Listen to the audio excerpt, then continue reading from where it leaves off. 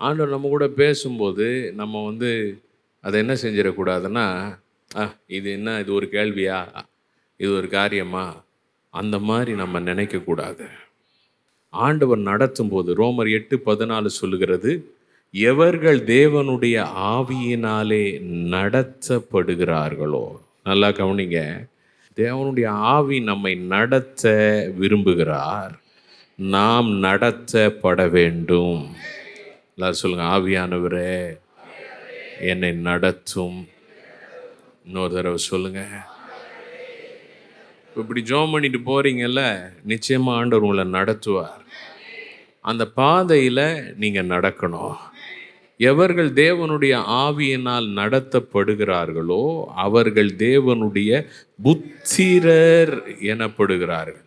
புத்திரராக இருக்கிறாங்க. ஹல்லேலூயா.